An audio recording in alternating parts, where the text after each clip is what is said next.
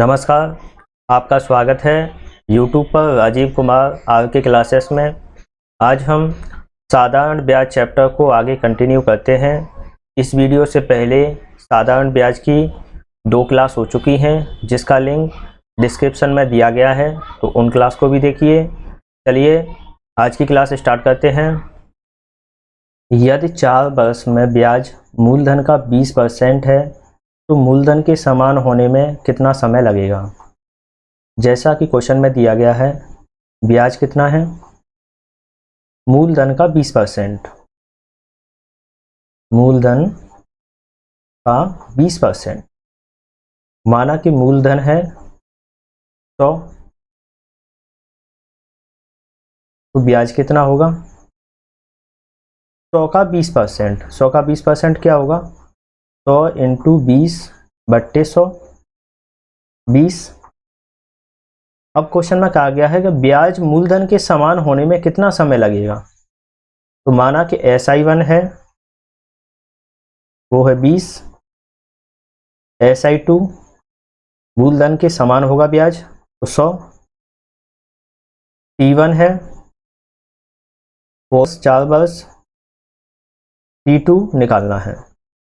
तो जैसा कि हम जानते हैं, SI equal to P into R into T upon 100। साधारण ब्याज इक्वल टू मूलधन इंटू दर इंटू समय बट्टे 100। जब P R कांस्टेंट हो तो SI डायरेक्टली प्रोपोर्शनल होगा T के, SI डायरेक्टली प्रोपोर्शनल होगा T के, यानी कि SI1 upon SI2 equal to T1 upon T2। जब इनकी वैल्यू रखेंगे तो SI1 कितना है 20, SI2 100 इक्वल टू T1 कितना है 4, T2 निकालना है। तो 4 से 5 बार कटेगा, 5 से 20 बार, तो T2 कितना आएगा 20 वर्ष। 20 वर्ष में ब्याज मूलधन के समान हो जाएगा, तो ऑप्शन ए सही होगा। इसको शॉर्ट मेथड से भी कर सकते हैं, तो मेथड 2 क्या होगा, क्वेश्चन में कहा गया है कि ब्याज 20% है, 20% से मूलधन के समान हो जाएगा। माना कि मूलधन 100 है, तो 100 अपने आप का 100% होता है, तो मूलधन कितना हुआ 100%। पहले ब्याज था 20%, अब हो गया 100%, यानी कि कितना गुना हो गया, 5 गुना। जैसा कि हमने अभी देखा था, SI डायरेक्टली प्रोपोर्शनल होता है T के, यानी कि SI बढ़ेगा तो T बढ़ेगा, SI घटेगा तो T घटेगा। तो यहाँ पे हम देख सकते हैं कि SI 5 गुना हुआ है, यानी कि SI बड़ा है, तो SI बढ़ा है तो टाइम भी बढ़ेगा। तो पहले टाइम कितना था 4 वर्ष, तो अब 4 का 5 गुना होगा, यानी कि 5 चौके 20 वर्ष का टाइम लगेगा। तो ऑप्शन ए सही होगा। नेक्स्ट क्वेश्चन, 4% की दर से कोई धन 3 गुना हो जाता है, उसी समय में 6 गुना होने के लिए दर कितनी होनी चाहिए। तो क्वेश्चन में दिया है दर R इक्वल टू 4%, धन 3 गुना हो जाता है। तो माना कि मूलधन है 1 से 3 गुना हो जाता है, यानी कि मिश्र धन कितना हो गया 3। तो ब्याज कितना हुआ, मिश्र धन माइनस मूलधन, 3 माइनस 1 2। तो माना कि इसमें टाइम लगता है T। अब क्वेश्चन में कहा गया है कि उसी समय में 6 गुना होता है, 1 से हो जाता है 6, तो ब्याज कितना होगा 6 माइनस 1 5। इसको भी टाइम लगता है T। तो जैसा कि हम जानते हैं, SI equal to PRT upon 100, यानी कि जब T कांस्टेंट होगा तो SI डायरेक्टली प्रोपोर्शनल होगा R के, SI1 upon SI2 equal to R1 upon R2। तो पहले SI1 कितना है 2, अब कितना होगा 5, SI2 कितना होगा 5। जब इनकी वैल्यू रखेंगे तो 2 से हो गया 5 इक्वल टू R1 कितना है, पहले 4, R2 निकालना है। तो यहाँ से R2 कितना आएगा 10%। ऑप्शन सी सही होगा। इसको भी हम शॉर्ट मेथड से कर सकते हैं। जैसा कि क्वेश्चन में दिया गया है, पहले दर है 4%,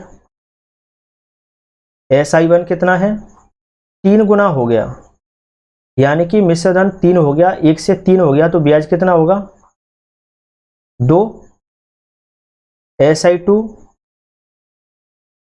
6 गुना हो गया, यानी कि मूलधन 1 से 6 गुना हो गया, तो ब्याज कितना होगा 5। जैसा कि हमने अभी नीचे देखा, SI डायरेक्टली प्रोपोर्शनल होगा R के, यानी कि SI कितना गुना हो गया 5/2 गुना। तो जब SI बढ़ेगा तो R बढ़ेगा, दर भी 5/2 गुना होगा। तो पहले दर कितना है 4%, अब कितना हो जाएगा 4% इंटू 5/2 10%। ऑप्शन सी सही होगा। नेक्स्ट क्वेश्चन, 10% की दर से ब्याज किसी धन का 7/2 गुना होने में जितना समय लगता है, उसी समय में 2.5 गुना होने के लिए दर क्या होगी। जैसा कि क्वेश्चन में दिया गया है, R1 दर कितनी है 10%, धन 7/2 गुना होता है, यानी कि माना पहले धन है 2, पहले मूलधन है 2, 2 से हो गया 7/2 गुना, तो 2 का 7/2 गुना कितना होगा 7, यानी कि मूलधन 2 है तो मिश्रधन कितना हो गया 7, तो ब्याज कितना होगा 7 - 2 5। माना कि इसमें टाइम लगता है T, अब उसी टाइम में 2.5 गुना होना है, तो मूलधन 2 से 5 होना है। माना कि यहाँ पे भी मूलधन 2 है, 2 से 2.5 गुना होगा तो 5 होगा, तो अमाउंट हो गया 5, मिश्रधन हो गया 5, मूलधन है 2, तो ब्याज कितना होगा 5 - 2 3। इसको भी टाइम लगा T, तो SI इक्वल टू PRT/100। तो जैसा कि हम देख सकते हैं, टाइम और जो मूलधन है वो कांस्टेंट है, तो SI डायरेक्टली प्रोपोर्शनल होगा R के, यानी कि SI1/SI2 इक्वल टू R1/R2। तो SI1 कितना है 5, SI2 कितना है 3, तो 5 से 3, पहले दर कितनी है 10, अब निकालनी है 5 से 2 बार 2 से गुणा 3 होगा, तो R2 कितना आएगा 6%। ऑप्शन सी सही होगा। इसको भी शॉर्ट मेथड से करेंगे। मेथड 2, पहले दर कितनी है 10%, ब्याज कितना होगा, धन 7/2 गुना हो गया, माना कि धन 2 है तो 2 से मिश्रधन हो गया 7, तो ब्याज कितना होगा 5, SI1 कितना होगा 5, SI2 कितना होगा 2.5 गुना हो गया, यानी कि 2 से 5 हो गया, तो ब्याज कितनी होगी 3, तो SI2 हो गया 3। जैसा कि अभी हमने देखा था, SI डायरेक्टली प्रोपोर्शनल R के, यानी कि SI बढ़ेगा तो R भी बढ़ेगा, SI घटेगा तो R घटेगा। यहाँ से हम देख सकते हैं कि 5 से हो गया 3, कम हो गया, तो जितना गुना कम होगा 3/5 गुना हो गया, तो उतना गुना दर भी कम होगी। तो दर पहले कितनी है 10, तो 10 का 3/5 क्या होगा 6%, यानी कि ऑप्शन सी सही होगा। नेक्स्ट क्वेश्चन, सुमित ने 3 अलग अलग बैंकों में अपने धन को जमा करवाया। यदि बैंक की दरों का अनुपात 4:6:3 है, तो सुमित 9 महीनों के बाद समान ब्याज प्राप्त करता है, तो उसके धन का अनुपात क्या होगा। क्वेश्चन में दिया गया है बैंक की दर का अनुपात, यानी कि R1 अनुपात R2 अनुपात R3, ये कितना है 4:6:3। समान समय यानी कि समय तीनों बैंकों में समान होगा, तो टाइम 9 है, 9 महीने सभी बैंकों में समान है। ब्याज क्वेश्चन में कहा गया है कि समान ब्याज प्राप्त होता है, यानी कि एसआई भी समान होगा। तो जैसा कि हम जानते हैं SI equal to P into R into T upon 100। जब यहाँ पर पी एसआई समान है तो P इन्वर्सली प्रोपोर्शनल होगा R के, यानी कि P बढ़ेगा तो R घटेगा, R बढ़ेगा तो P घटेगा। क्वेश्चन में दिया गया है R का अनुपात कितना है 4:6:3। तो P का अनुपात क्या होगा, इसके इन्वर्सली 1/4 अनुपात 1/6 अनुपात 1/3। जब ये अनुपात भिन्न में है तो किसी भी संख्या समान संख्या से सब में गुणा किया जाएगा तो कोई फर्क नहीं पड़ेगा, इसलिए इसमें 12 का मल्टीप्लाई करेंगे तो ये कितना होगा 3, ये 2, ये 4।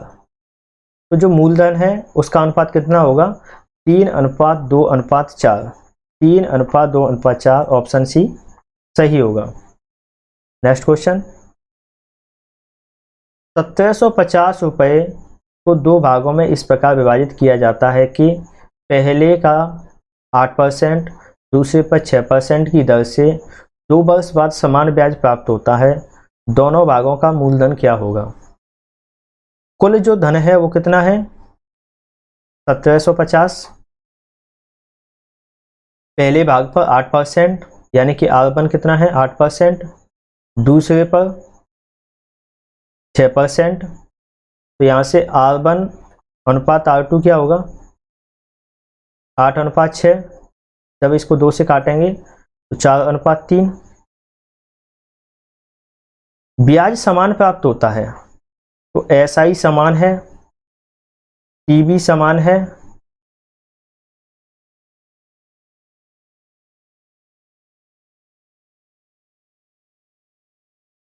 तो एसआई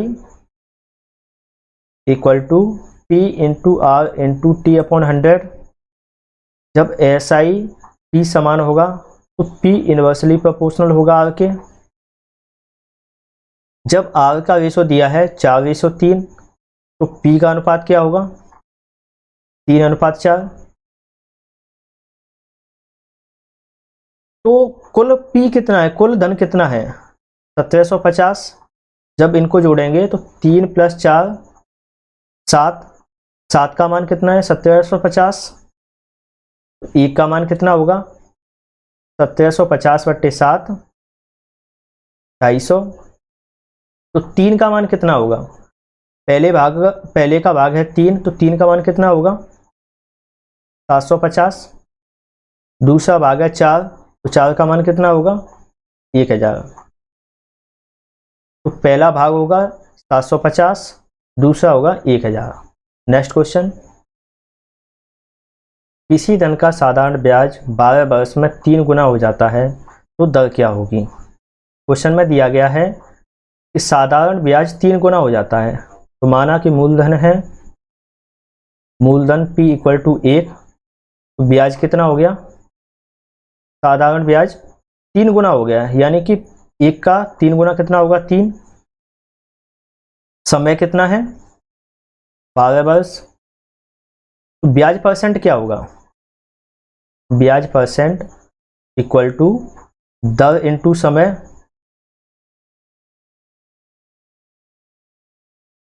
ये कितना होता है ब्याज बट्टे मूलधन इंटू 100। तो क्वेश्चन में क्या क्या दिया है, दर कितना है, दर निकालना है। तो माना कि आर समय 12 वर्ष, ब्याज हो जाता है 3, मूलधन है 1 इंटू 100। तो आर क्या निकलेगा 3/12 इंटू 100, 3 से 4 बार कटेगा, 4 से 25%, तो दर कितना होगा 25%, यानी कि 25% की दर से 12 वर्ष में साधारण ब्याज 3 गुना हो जाएगा। नेक्स्ट क्वेश्चन, साधारण ब्याज धन का 8/25 है, समय दर के संख्यात्मक मान का आधा है, तो दर क्या होगी। क्वेश्चन में दिया गया है कि जो ब्याज है धन का 8/25 है, तो माना कि मूलधन है 25,